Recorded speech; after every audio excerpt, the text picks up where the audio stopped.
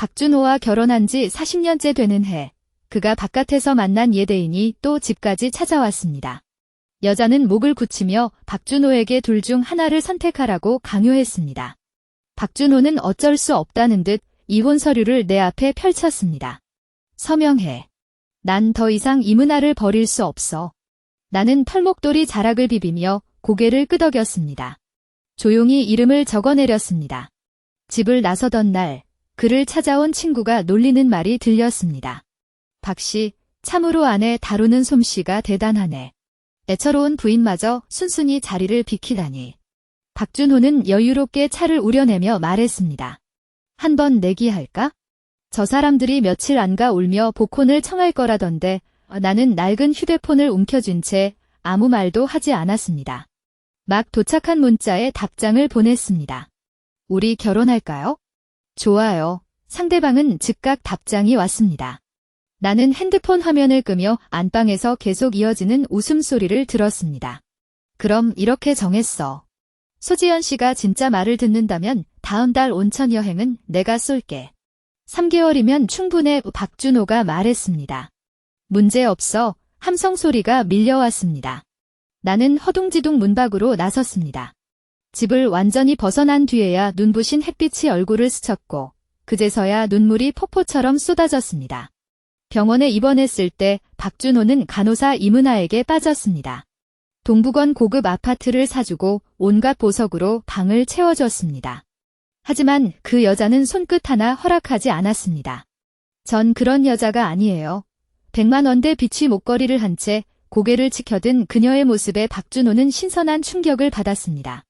이번이 박준호가 벌인 세 번째 연출이었습니다. 첫 번째는 우리의 달콤한 일상을 과시할 때였습니다. 당시엔 이문아의 존재를 전혀 몰랐습니다. 행복한 미소로 수십 장의 커플 사진을 찍었고 동사무소 게시판에 빼곡히 붙은 결혼사진을 보며 감동에 젖었습니다.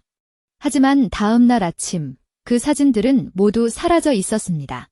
그가 밤중에 몰래 뜯어낸 것임을 훨씬 뒤에야 알게 되었습니다. 두 번째는 공원에서의 다툼이었습니다. 외로움에 잠긴 제 모습을 사진으로 찍어 이문아에게 보냈습니다. 저 사람은 알츠하이머라서 날 필요로 해라고 말하며 세 번째가 바로 이 이혼 협박입니다. 진동이 계속되는 휴대폰을 꺼내 확인했습니다. 정말로 결심한 거죠? 소지연 씨 눈물을 닦으며 힘없이 웃었습니다. 네, 정말이에요. 오후 박준호가 나를 데리고 수속을 밟으러 갔다. 그는 활짝 웃으며 흥분한 듯 했다. 결혼기념일엔 어디로 갈까?를 연발했다. 우리는 18배 결혼에 40주년을 맞은 부부였다. 아이슬란드는 어때? 은퇴 전부터 오로라 보러 가자고 했잖아. 그가 차를 세우고 내 안전벨트를 풀어주었다. 쳇, 또 울어. 그는 눈가를 닦아주며 말했다. 그냥 형식적인 절차일 뿐이야. 그 여자 언제 끈 떨어질지 보려고 하는 거지. 주머니에서 유서가 떨어졌다. 모든 재산을 이문아에게 넘긴다는 내용이었다. 박준호는 목을 푹 내밀고는 아무 말 없이 내게로 걸어왔다. 모든 절차가 순조로웠다. 알츠하이머 초기인 나는 낯선 사람 앞에서 말문이 막혀 고개로만 답했다. 자진해서 이혼하시는 겁니까? 내 고개를 끄덕였다. 감정이 완전히 소멸되었습니까? 네, 또다시 고개를 움직였다. 한 달의 유예기간 후 재방문해야 한다는 설명을 들었다. 박준호는 서류를 집자마자 건물을 나서며 휴대폰을 꺼냈다. 이문아의 문자가 연이어 울렸다. 그녀 계좌로의 송금증을 전달하며 이제 만족할 거지? 밤에 기다려 라고 적은 메시지 나는 그녀 프로필을 차단했다. 휴대폰을 내려놓자마자 스위스 항공 예약 확인 문자가 도착했다. 송현우의 카카오톡이 따라왔다. 비행기 표 예약했어. 다음 달 출발. 스위스에서 만나자. 그 밤, 박준호와의 30년이 꿈에 떠올랐다. 대학 최고의 인기 문학 교수였던 그가 수업 끝난 강의실에서 말했다. 지연 씨 강의 정말 잘하시네요. 공개 강의 자주 들으러 와도 될까요? 피아노실에선 지연 씨가 연주하는 음악 정말 아름다워요. 매일 연습실 들려도 될까요? 은퇴식 날 약속했지. 우리 함께 세계 여행 다니자. 나도 그를 사랑했다. 함께 강의 준비하고 피아노실에서 시간을 보냈다. 결혼 2년 차엔 사랑스러운 아들도 생겼다. 하지만 모든 게 바뀐 건 결혼 30년 차였다. 가족과 차를 타고 귀가하던 날, 다음 학기 수업 계획을 논의하던 중이었다. 갑자기 나타난 트럭의 헤드라이트가 눈부셨다. 쿵 하는 충격음과 함께 제 유일한 아들, 불쌍한 아이와 제가 가장 아끼던 고양이까지 그 교통사고로 죽었습니다. 긴 시간 동안 저는 멍한 상태여서 제대로 된 말 한마디 못했습니다. 박준호가 밤낮으로 곁을 지키며 언어 재활 훈련을 도와주었죠. 밤새도록 시를 읽어주던 그 모습이 아직도 생생합니다. 누구든 쟤를 치매 교사라고 부르면 즉시 화를 내던 그 모습이요. 우리의 만남은 운명이었던 것 같아요. 제가 성인 되자마자 반지를 들고 찾아온 그가 지연, 나랑 혼인 신고 하러 가지 않을래? 라고 말했을 때 그날로 우리는 부부가 되었죠. 꿈속에서는 온 집안이 혼례 장식으로 붉게 물들어 있었어요. 그가 손을 잡으며 지연, 우리 이렇게 늙을 때까지 행복하게 살자라고 속삭이던 그 말이 귓가에 맴돕니다. 눈을 떠보니 주변은 캄캄했죠. 핸드폰이 다시 밝아지며 이문아가 보낸 사진이 도착했습니다. 흐트러진 침대 시트 위에 남아있는 애무의 흔적들. 화장실로 달려가 구토를 했지만 쏟아져 나온 건 고통의 눈물뿐이었습니다. 결국 차가운 타일 바닥에 웅크린 채 어디를 건드렸는지 조용한 밤 공기에 갑자기 익숙한 목소리가 흘러나왔습니다. 소지연, 온몸이 떨리며 휴대전화를 집어들었죠. 현우, 재활센터 치료 기간 중 알게 된 송현우. 수년간의 치료 덕에 실어증은 많이 나아졌습니다. 감정이 격해지거나 긴장할 때만 증상이 재발하죠. 최근 몇 년은 거의 완치 수준이에요. 여유가 생기자 병우회 자조 모임에 참여하게 되었는데 그곳에서 새 환자를 돌보게 되었죠. 바로 송현우였어요. 재미있게도 2년 내내 그를 여성으로 알았습니다. 분홍색 달 그림의 프로필과 현우라는 닉네임 때문이었죠. 처음엔 제 관심에 전혀 반응하지 않았어요. 하지만 같은 병을 앓는 사람들끼리는 서로를 가장 잘 이해하죠. 오랜 우울증 환자들은 모두 치유하기 어려운 상처를 안고 있습니다. 제가 꾸준히 일상 사진을 공유하고 문자에서 보이스톡으로 영상통화까지 점차 관계를 넓혀갔죠. 어느새 우리는 모든 이야기를 나누는 친구가 되었습니다. 첫 영상통화에서 그가 남자라는 걸 알았을 때는 너무 놀라 말문이 막혔죠. 미안해요. 이만 쉬어야 할 것 같아요. 당황스럽게 휴대폰을 움켜쥐며 폐를 끼쳤네요 라고 말했지만 그는 괜찮아요. 여기는 이제 저녁이니까 라고 답했어요. 그의 회복 속도가 놀라웠죠. 이번이 두 번째 통화였습니다. 진실을 안 후부터는 일부러 거리를 두었어요. 그날은 완전히 예외적인 상황이었죠. 그동안 연락을 하지 않던 그가 박준호가 이혼 서류를 건네는 바로 그때에 지금 뭐해요? 라고 물었습니다. 이혼 서류라는 단어에 뇌가 마비된 듯 멍해졌습니다. 이혼. 서명을 마치고 나는 집 밖에서 떨고 있었다. 송현우, 이제 정말 내게 돌아갈 집이 없어질 것 같아. 아들도, 고양이도, 마지막 버팀목이었던 박준호까지 모두 떠나버렸다. 이제 어떻게 살아가야 할까? 그가 갑자기 말했다. 그럼 나랑 결혼해서 스위스에서 노후를 보내는 건 어때? 방 안에서 웃음소리가 점점 커졌다. 장난치지 마. 형수님은 준호 형님에게 그렇게 의지하는 사람인데 진짜 이혼하겠어? 맞아. 진짜 이혼하러 가면 민증국이 소지연 씨 눈물에 잠길 거야. 그렇다 이거지. 박준호가 차가운 웃음을 지으며 찻잔을 탁 내려놓았다. 울음바다를 만들어봤자 그녀는 영원히 내 그림자일 뿐이야. 내가 동쪽을 지목하면 그쪽으로 기어갈 수밖에 없는 존재지. 나는 낯선 남자를 바라보았다. 알겠어요. 송현우가 체크리스트를 보내왔다. 한 달 안에 해야 할 일들. 여권 비자 발급, 변호사 상담 외에도 추천 식당 목록이 가득했다. 스위스 중식도 괜찮더라. 정말로 나는 흔쾌히 받아들였다. 리스트에 있는 식당들을 하나씩 찾아다니며 혼자 사는 게 그리 무섭지 않다는 걸 깨달았다. 매일 먹고 마시며 짐을 정리했다. 오래된 집을 나오던 날 박준호가 문자를 보냈다. 이렇게 오래 연락 안 하면 보고 싶지 않아? 그는 이문아와 온천 여행을 갔었다. 세상 구경시켜주려고. 말 안 듣는 년 사진이 따라왔다. 여기 경치 좋다. 금혼식 때 너도 데려올게. 이문아를 차단한 것처럼 그도 차단하고 싶었지만 민증국 절차를 생각해 참았다. 보름 동안 집안 오래된 물건들을 정리했다. 고서화와 도자기는 지역 요양원에 기부했다. 병원에서 종합검진을 받고 건강함을 확인했다. 마지막으로 박준호가 맡겼던 통장과 부동산 권리증을 정리하던 밤, 그의 전화가 걸려왔다. 소지연 씨, 요양원으로 이사했어? 내 버릇을 따라하게? 내가 침묵하자 그는 혼자 웃었다. 소지연 씨는 여전히 귀여워. 원래 작전이잖아. 그녀에게 보여주기 위한 연기 말이야. 차라리 내일 단번에 이혼증부터 받자. 나는 시니어폰을 꽉 움켜쥐었다. 소지연 씨, 걱정 마. 그냥 좋아. 은혜가 말했다. 아이 참, 사람들이 함성을 지르며 웃었다. 전화를 끊고 문자로 시간을 보냈다. 다음 날 아침 일찍 도착했을 때 박준호는 한참 지나서야 나타났다. 이문아가 일부러 그렇게 한 모양이었다. 그의 목에는 붉은 자국이 선명했다. 그는 아무 일도 없듯 행동했고 나도 모른 척했다. 모든 과정은 뜻밖에도 순조로웠다. 5분도 채 되지 않아 모든 절차가 끝났다. 지연, 좋은 걸 줄게. 박준호가 내 지팡이를 가볍게 두드렸다. 이혼증명서를 수납하며 물었다. 준호, 오늘 밤 시간 돼. 그의 눈을 바라보며 덧붙였다. 할 말이 있어서. 박준호는 잠시 멈칫했다. 결혼한 후로 줄곧 준영이라 부르던 내가 갑자기 이름을 부르자 그는 금세 친근한 미소를 지으며 빨간 책자를 흔들었다. 알았어. 하지만 이번 달 동안 변해버린 박준호의 모습이 어떻든 나는 지난 세월의 소중한 기억들을 지우고 싶지 않았다. 힘든 날들을 함께 버텨준 것에 감사했고 그가 준 따뜻함을 잊지 못했다. 그래서 사실 나는 불쑥 사라질 생각이 없었다. 그런데 그날 밤 폭우가 쏟아지며 천둥번개가 치기 시작했다. 이런 밤이면 항상 가슴이 답답해졌다. 그 교통사고도 바로 이런 폭우 속에서 일어났으니까.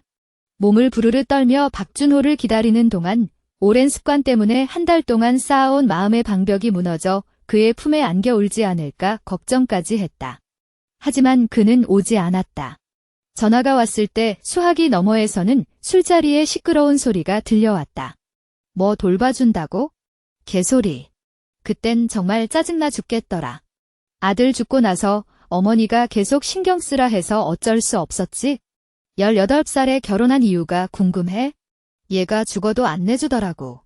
이렇게 치매 걸린 늙은이가 자기 성씨도 기억할까? 하하하.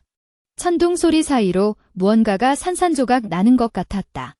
숨고 싶었지만 빗속에서는 도저히 숨을 곳이 없었다. 조롱하는 목소리들이 사방에서 들려오는 것만 같았다. 그때 송현우의 전화가 걸려왔다. 소지연, 그의 차분한 목소리가 혼란스러운 소리들을 단번에 잠재웠다. 울고 있다고 말하고 싶었지만 목소리가 나오지 않았다. 눈물이 멈추지 않았다. 움직이지 마. 그는 여전히 차분했다. 내가 데리러 왔어. 박준호 교수가 60이 넘은 나이에 다시 싱글이 되었다는 소식에 친구들이 체스클럽에서 독신 파티를 열었다. 모두 술에 취해 바닥에 뒹굴고 있을 때 한 사람이 휴대폰을 보다가 깜짝 소리를 질렀다. 대박. 송가의 그 유령 회장이 북성에 나타났다고. 술에 취한 사람들이 수군댔다. 스위스 요양 중이라던데 10년째 모습을 안 비췄잖아. 진짜야. 실시간 검색어 올라왔어. 휴대폰을 돌려보는 사이 분위기가 달아올랐다. 정말 송현우잖아. 할머니를 부축하고 스위스 간다고? 저 할머니 어디서 본 얼굴인데 누군가 박준호를 밀쳤다. 소지연 아닌가? 박준호는 이미 정신이 말짱했다. 송가 이야기는 귀에 못이 박히도록 들었지만 화면을 본 순간 얼어붙었다. 폭우가 쏟아지는 기차역. 검은 우산 아래 우람한 체구의 남자가 노부인을 보호하고 있었다. 하지만 박준호는 소지연의 뒷모습을 잊을 수 없었다. 흰 머리카락, 구부정한 어깨. 말도 안 돼. 그는 휴대폰을 탁자에 내동댕이 쳤다. 소지연이 어떻게 송현우를 알겠어? 오늘 밤까지 그를 만나자고 했을 텐데. 한 달 만에 그리움이 폭발한 걸지도 모른다. 담배 한 대를 물며 소지연의 번호를 찾았다. 새벽 3시. 이 시간엔 자고 있겠지. 하지만 그의 전화는 언제나 받아주던 사람. 박준호는 잠금 화면을 해제했다. 전화를 겁니다. 귀하가 전화하신 사용자의 전원이 꺼져 있습니다. 그 교통사고 이후 저는 북성을 떠난 적이 없습니다. 모든 교통수단이 두려움을 안겨주었죠. 낯선 장소에 가는 것은 더욱 불안을 느끼게 했습니다. 송현우 옆에 앉아 긴장한 손을 비비던 저는 그의 키가 매우 큰 것에 놀랐습니다. 휠체어에 앉아 있어도 당당한 풍채를 유지하고 있었죠. 단정한 얼굴에 위엄이 느껴졌습니다. 간호사가 말을 걸어도 고개만 끄덕이는 모습에서 존경받는 어른이라는 인상을 받았습니다. 공항에 도착하자마자 언론사들이 우르르 몰려와 우리를 에워쌌습니다.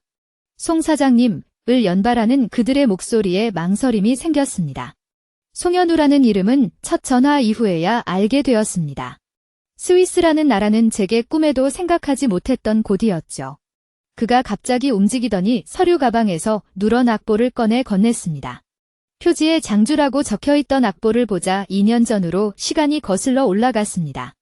그때마다 그녀에게 말을 걸곤 했었죠. 지연아, 바이올린 좋아하니?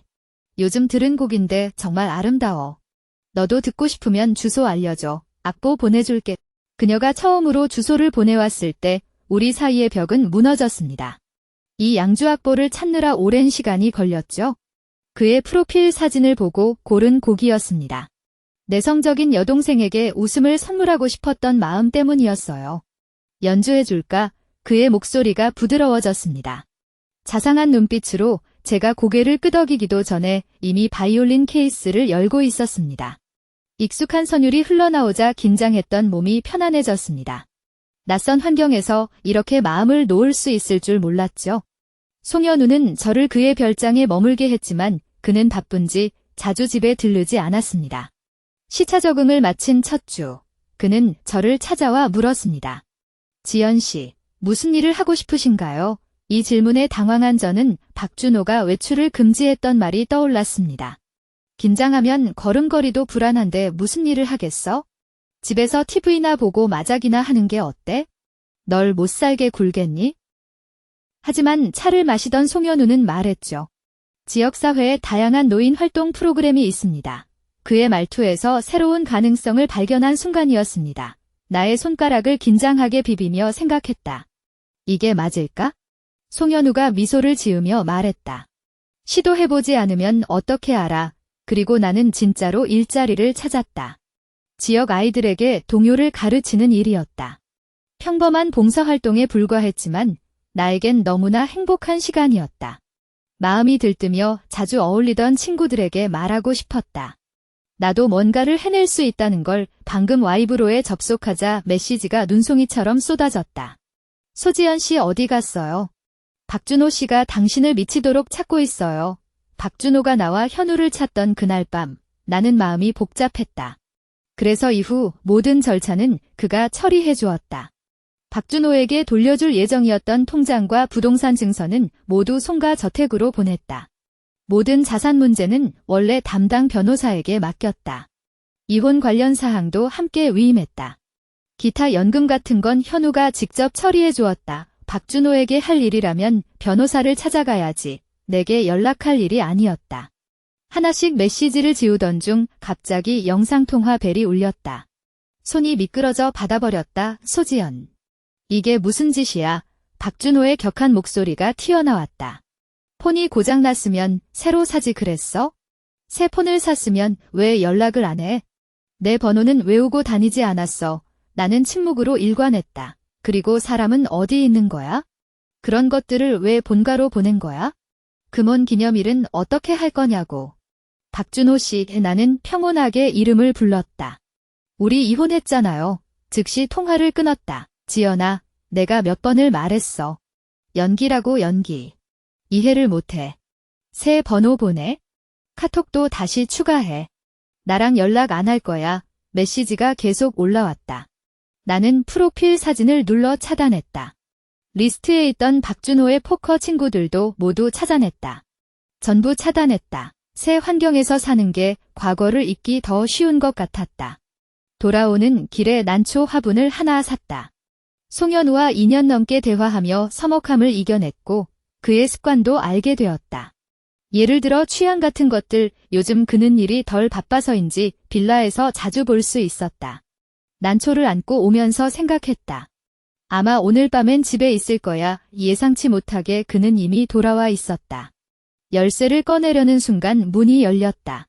송현우는 중식 당의를 입고 페르시안 고양이를 안고 있었다. 야옹아, 흥분한 나는 꽃을 떨어뜨릴 뻔했다가 허둥지둥 털복숭이 작은 생명체를 쓰다듬었다. 키우는 거요. 전엔 본 적 없던데, 아니면 임시로 돌보는 건가요? 정말 예쁘네요. 털색이 아주 깨끗해요. 내게 줄 거야. 송현우가 문을 닫았다. 나는 멍해졌다. 저한테요.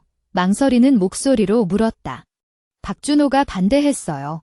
고양이 털이 사방에 날리고 가구를 긁는다고요. 송현우는 단호하게 말했다. 뭐가 안 좋다는 거야.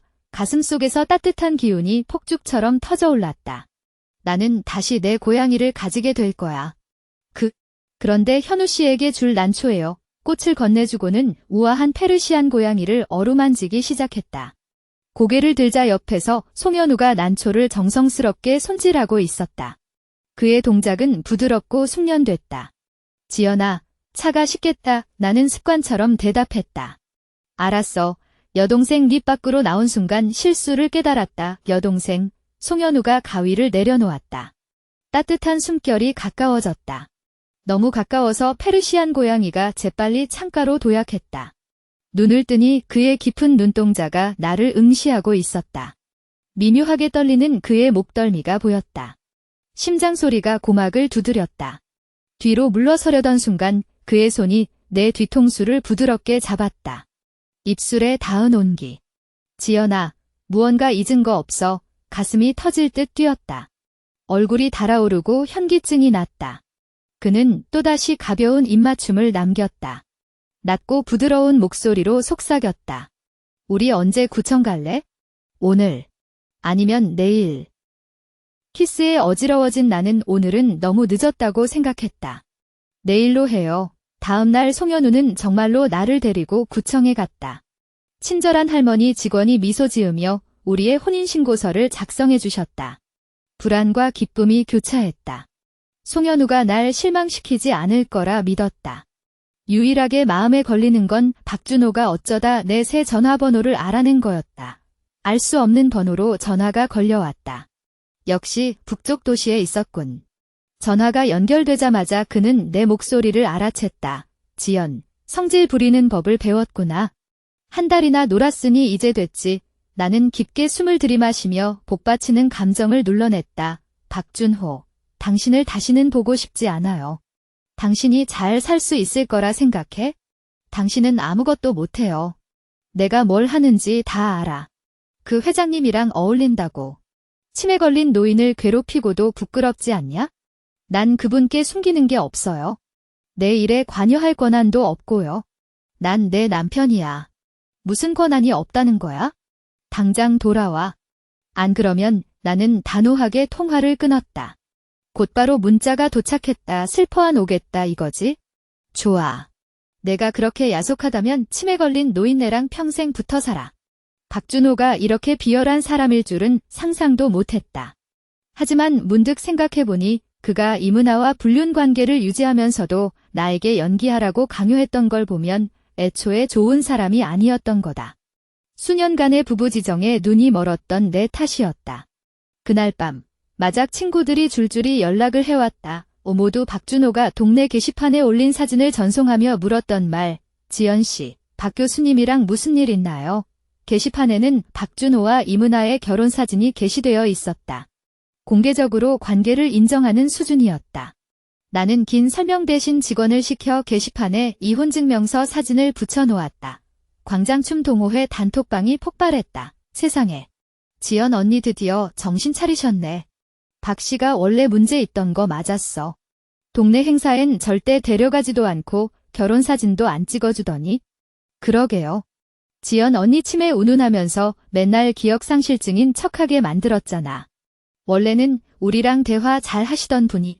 모든 게 이미 예고된 일이었다. 며칠 뒤 단톡방이 다시 난리가 났다. 이 망할 놈이 완전히 정신줄을 놓았어. 박준호가 모두에게 똑같은 내용의 문자를 보낸 것이었다. 부동산 권리증 사진과 이문아와의 대화 캡처 슬퍼 3일 후에 깜짝 선물 줄게. 시간 되니? 부탁할 게 있어? 소지연에게 전해 엄마 칠순 잔치에 안 오면 새며느리를 드린다고. 나는 냉소를 지었다. 신경 쓰지 마세요. 하지만 사실 나도 곧 한국으로 돌아갈 참이었다. 그날 밤 송현우가 2개의 여행 가방을 들고 돌아왔다. 우리는 북성으로 돌아갔다. 나는 멍해졌다. 혼인신고서에 공증을 받아야 했다. 그는 서류를 정리하며 말했다.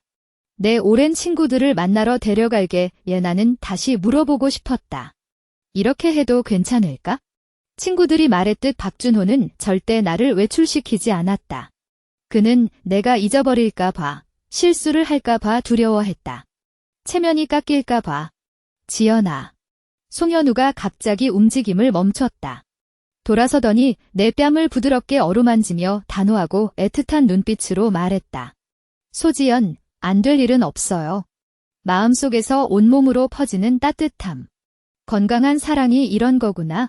송현우는 병원에서 먼저 볼 일이 있다고 했다. 마침 나도 변호사를 만나야 해서 북성 첫 방문지는 병원이 됐다. 떠날 때의 추운 겨울과 달리 봄꽃이 피어났다. 송현우는 검소한 차림에 안경을 쓰고 특별 통로에서 나를 부축했다. 지내온 날들 덕분에 그의 신분을 알게 됐다. 40년 전 송가 그룹 승계 전쟁은 언론을 달구었고 해외에서 막 돌아온 신예 사업가가 승리할 줄은 아무도 예상 못했다.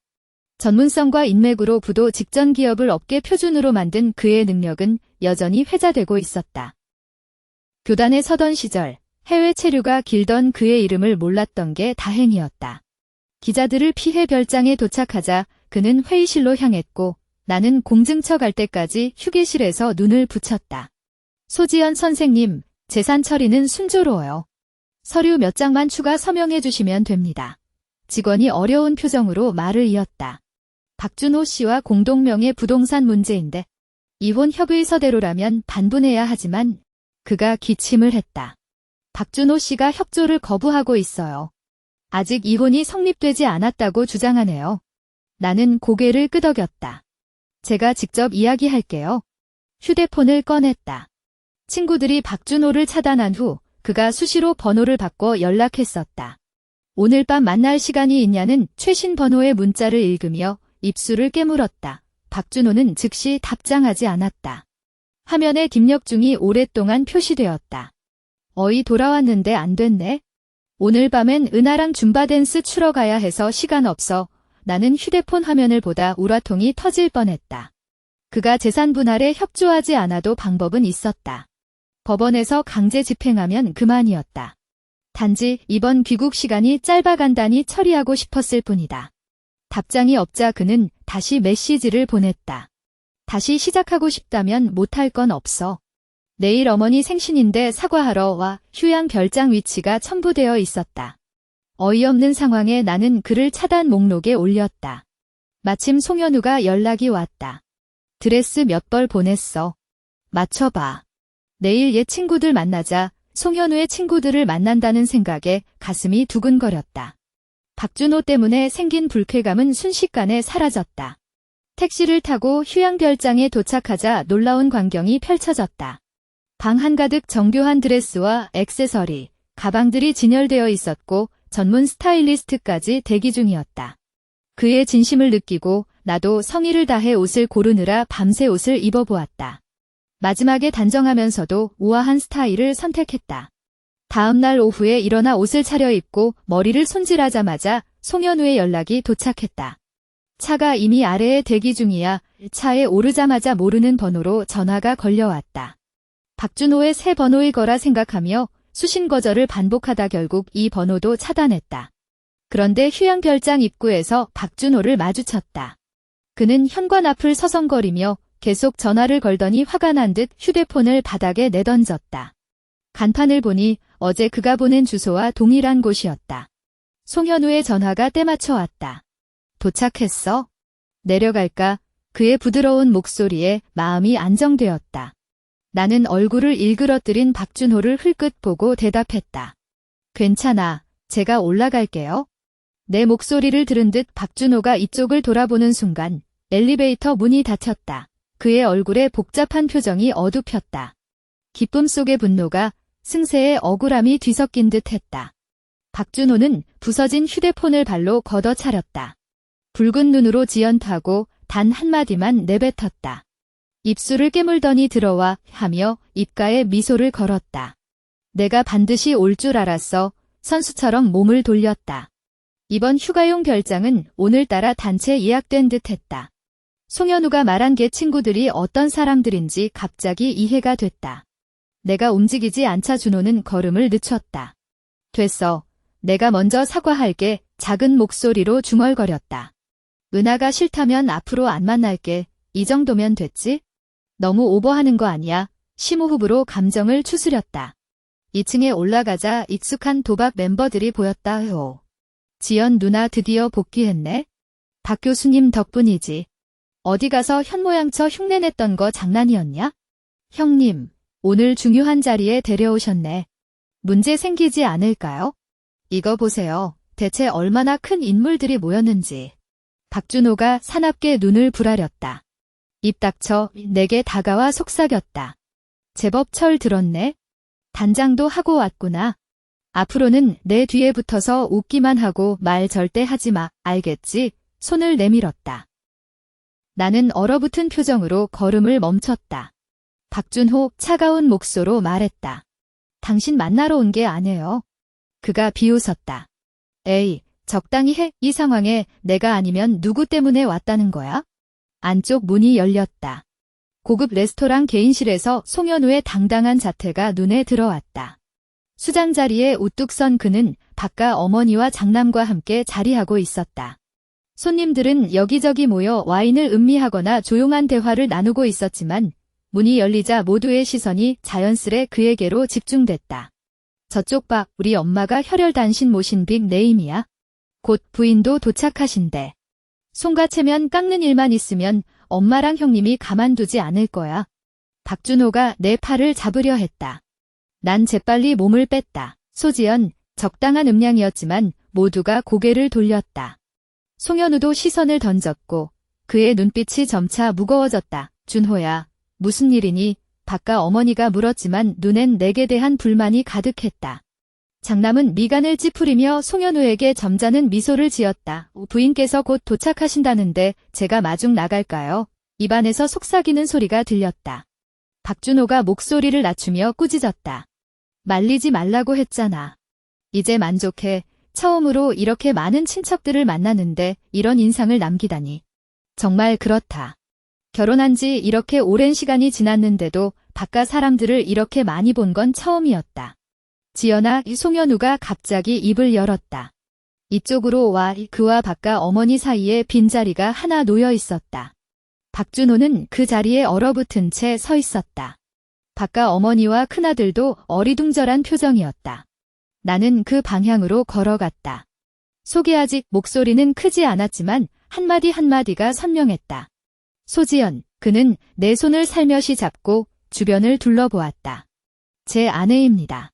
개별실 안이 순식간에 쥐죽은 듯 조용해졌다. 마치 모두가 숨을 멈춘 것 같았다. 오직 송현우만이 여전히 태연자약했다. 말씀하실 거리 있으신가요? 모든 시선이 내게로 집중되었다. 등골에서 식은땀이 흘러내렸다. 두 손을 꽉 쥐고 심장이 쿵쾅거렸다. 그는 내 손을 살짝 눌러주며 온화한 눈빛으로 나를 바라보았다. 계속하라는 신호였다. 말 못할 게 없어요. 숨을 깊게 들이마셨다. 어머님, 바깥 어머니를 향해 고개를 돌렸다. 제 말 좀 들어주세요. 손가락이 미묘하게 떨렸다. 저와 박준호 씨의 결혼은 이미 끝난 지 오래입니다. 이 사실을 그는 계속 숨기고 있었어요. 박준호를 향해 돌아섰다. 제 마음에선 결혼은 결코 장난이 아니었어요. 우리 사이에 다시 어떤 가능성도 없습니다. 자리에 있는 모두를 향해 말을 이었다. 지금의 저는 송현우의 합법적인 아내입니다. 오늘 이후로 송가와는 아무런 관계도 없을 거예요. 저는 원래 가족을 지키는 걸 중요하게 생각하는 사람이에요. 그가 덧붙였다. 앞으로 제 아내의 평온을 방해하는 일이 없기를 바랍니다. 바깥 어머니, 제 말 충분히 이해되셨나요? 바깥 어머니는 멍하니 고개를 끄덕였다. 죄송합니다. 여러분의 시간을 뺏었네요. 냅킨을 내려놓고는 내 손을 잡고 개별실을 나섰다. 엘리베이터에 탄 뒤에야 심장 박동이 서서히 진정되기 시작했다. 다리에 힘이 풀려 넘어질 뻔했을 때 그가 날 부여잡아 엘리베이터 벽에 기대도록 했다. 이렇게까지 과장된 연출을 나는 헐떡이며 말했다. 그를 단념시키려고. 그는 내 얼굴을 두 손으로 받치며 말했다. 오늘 정말 아름다웠어. 화장을 칭찬하는 건지 내 행동을 격려하는 건지 구분이 안 갔다. 그가 고개를 숙여 입맞춤을 했다. 지연아, 지연아, 엘리베이터 밖에서 누군가의 목소리가 들려왔다. 큰일이야. 아까 말하다가 층수를 누르는 걸 깜빡했네. 엘리베이터 문이 그가 누르자 열렸다. 송현우가 나를 품에 안으며 차가운 목소리로 물었다. 무슨 일이야? 엘리베이터 벽에 비친 내 붉어진 얼굴과 박준호의 절망적인 표정이 보였다. 서둘러 1층 버튼을 눌렀다. 문이 닫히기 직전 그는 일부러 내 턱을 잡아당기더니 박준호가 보는 앞에서 키스를 깊어지게 했다. 나중에 들으니 박준호는 송가 사람들에게 감금당했다고 한다. 휴대폰과 노트북을 압수당하고 모든 대외 연락이 끊겼다. 다시는 나를 괴롭히지 않겠다는 서약서를 쓰기 전엔 출문도 허락되지 않았다고. 우리는 서울로 돌아왔다. 공증결혼을 하려 했지만 그는 번거롭다며 직접 구청에서 새 혼인신고서를 작성했다. 그의 친지들을 만난 자리에서도 소문처럼 그는 장손으로, 어머니는 일찍 세상을 떠났고 아버지는 20년 전 작고하셨다. 백부들은 모두 은퇴한 상태라 나에게 친절했고 친구들도 예에 바르게 대해주었다.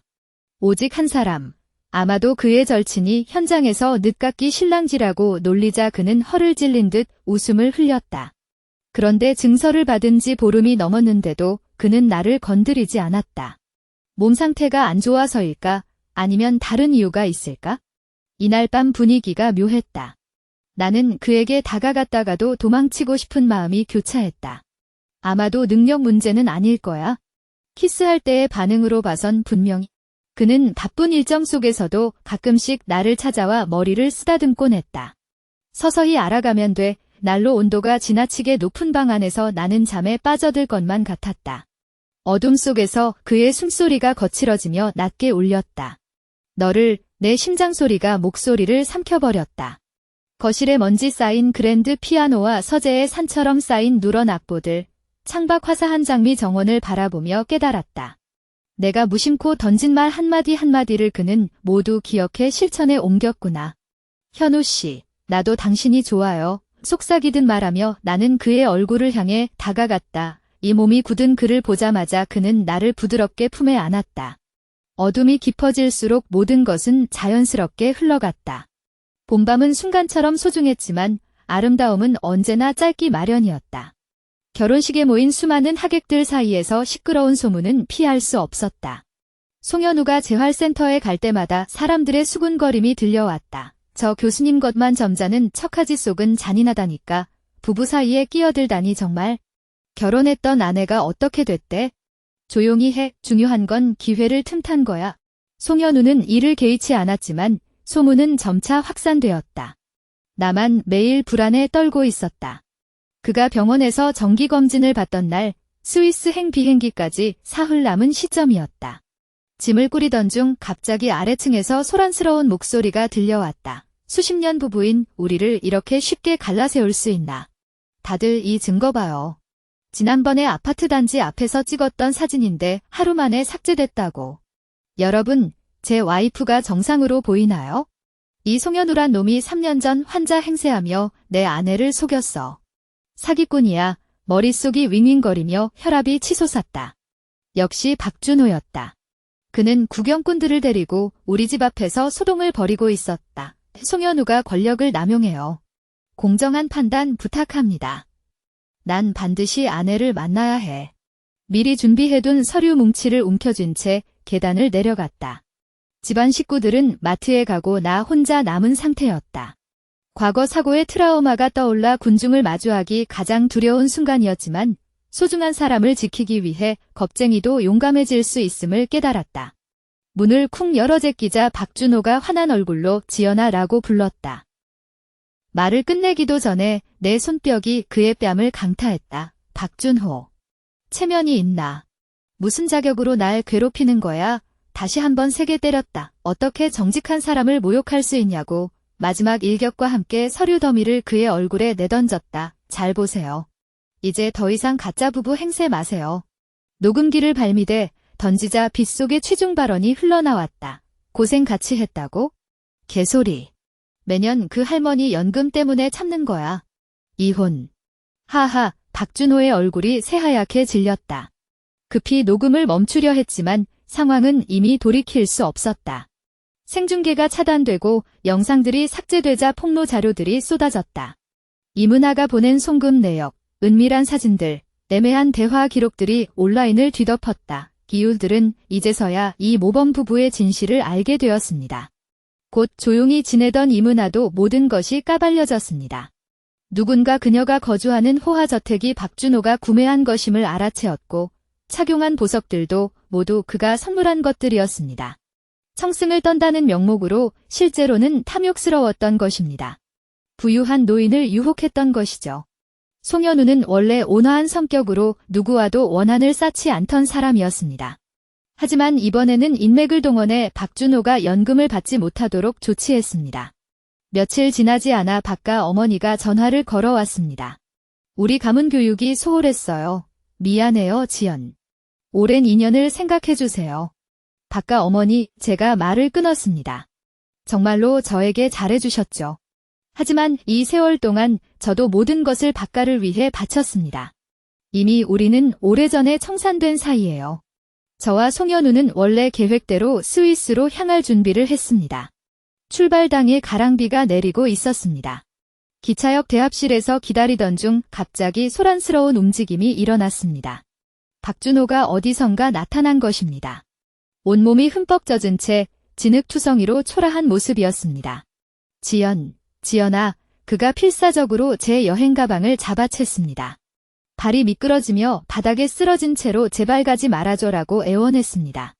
송현우는 눈살을 찌푸렸습니다. 시계를 확인한 뒤 영무원에게 눈짓을 했고 주변에서 사진을 찍던 관광객들은 금세 흩어졌습니다. 박준호는 땅에 엎드린 채 손을 놓지 않았습니다. 설명할 게 있어. 우리 사이에 오해가 많았어. 그 녹음 파일은 이문아가 꾸민 거야. 난 전혀 몰랐다고. 그날 술에 취해 헛소리한 거야. 널 싫어한 적 없어. 결혼도 진심이었어. 이문아에 관해서는 그 여자가 유혹한 거야. 교묘한 여자야. 진짜 이혼할 생각 없었어. 깜짝 선물 준다고 했잖아. 다음날 바로 재혼하려 했는데 지연, 내가 나빴어. 그 추악한 여자 말을 믿은 게 잘못이야. 그날 재활센터에 가려고 했는데 마작치자고 친구들이 붙잡았어. 그래, 모두 남의 탓이죠. 그의 떨리는 손을 바라보며 말했습니다. 재산을 빼돌리겠다는 생각도 남이 했고 연금도 남이 이문아 계좌에 넣어준 거고 제가 치매 걸렸다며 조종하기 쉬울 거라고 한 말도 귀신이 들린 탓이었겠죠. 이 말들을 할 때 저는 더 이상 말더듬이 없었습니다. 박준호 씨는 저를 소유물로 여겼어요. 마음대로 깎아내리고 짓밟고 상처 줬죠. 모욕하고 비하하는 게 당신 말년 삶의 유일한 가치가 된 거 아니었나요? 박가에는 두 아들이 있습니다. 장남은 가업을 이어받았고 차남은 교수라는 허울만으로 방탕하게 살아왔습니다. 그는 일을 하고 싶지 않은 게 아니라 잘하지 못하는 거다. 평생 자랑할 만한 건 어릴 적부터 함께 자란 아내뿐이었다. 그녀를 삶의 유일한 버팀목으로 삼고 믿게 했지만 이젠 놓아줄 때다. 40년의 인연을 추하게 만들지 말자. 박준호의 손이 심하게 떨렸다. 결국 놓아버렸다. 지연아, 다시 시작하게 해줘. 이번엔 정말 그가 다시 내 휠체어를 잡으려 하자 난 재빨리 밀어냈다. 역겨워 박준호의 목소리가 갑자기 끊겼다. 간병인에게 휠체어를 밀어달라 신호했을 때 앞쪽에서 기다리던 송현우의 손을 내가 먼저 잡았다. 뒤에서 찢어지는 듯한 울음소리가 터져나왔다. 그 후로 박준호와는 다시 만난 적 없다. 동네에서 종종 들려오는 건 그와 이문아의 소식뿐이었다. 이문아의 비리가 폭로되면서 박준호를 포함한 노인들이 집단으로 사기 혐의를 고소했다. 간병인 자리에서 쫓겨난 그녀는 광장춤 동호회에서도 추방당했다. 소송 결과는 알려지지 않았지만 박가는 박준호에게서 모든 후원을 철회했다. 송가의 사업이 어려워지자 박준호의 연금이 정지되고 명의의 모든 부동산이 회수됐다.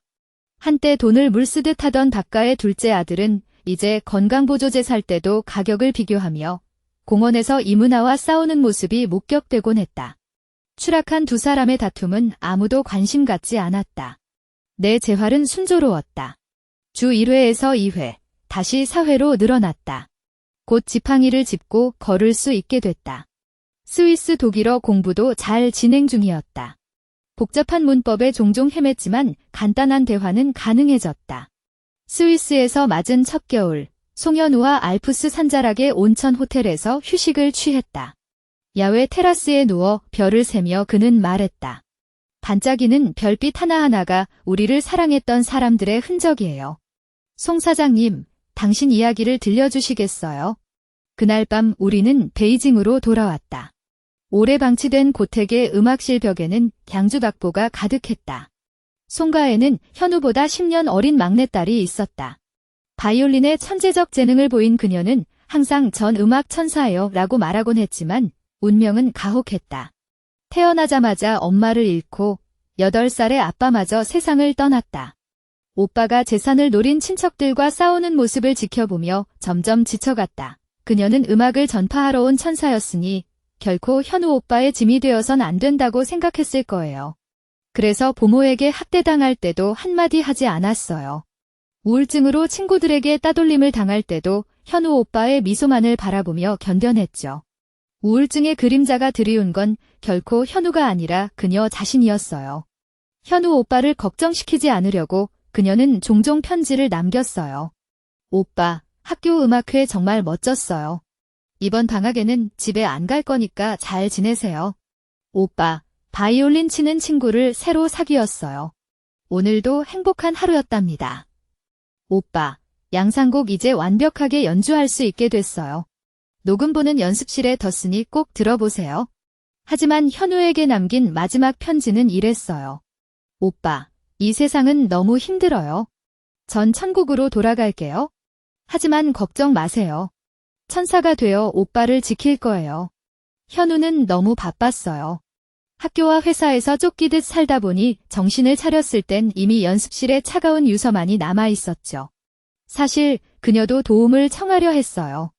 우울증 자조 모임, 음악 치료 모임 등 여러 곳에서 사람들이 그녀에게 손을 내밀었지만 이미 상처받은 영혼이 다른 일을 치유할 수 있을 리 없었어요.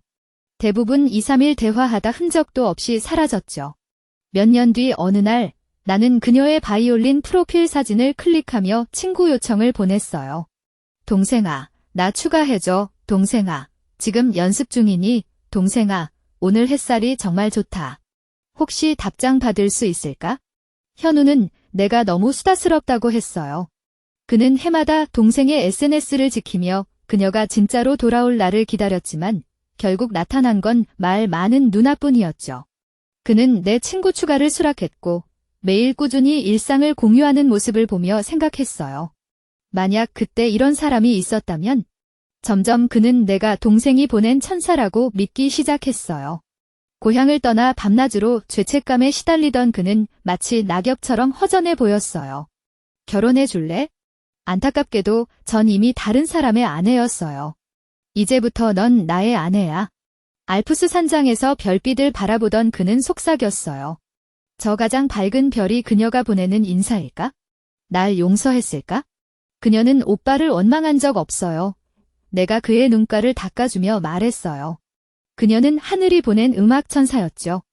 우리에게 새로운 삶을 선물한 거예요. 현우가 나를 꽉 안았어요. 지연아, 사랑해. 이 깊은 사랑을 너에게 다 주고 싶어. 진심을 주고받지 못하는 것이 인생 최대의 불행이라면 서로의 마음이 맞닿은 건 가장 큰 행운이에요. 내게 찾아온 이 사랑이 바로 그렇죠.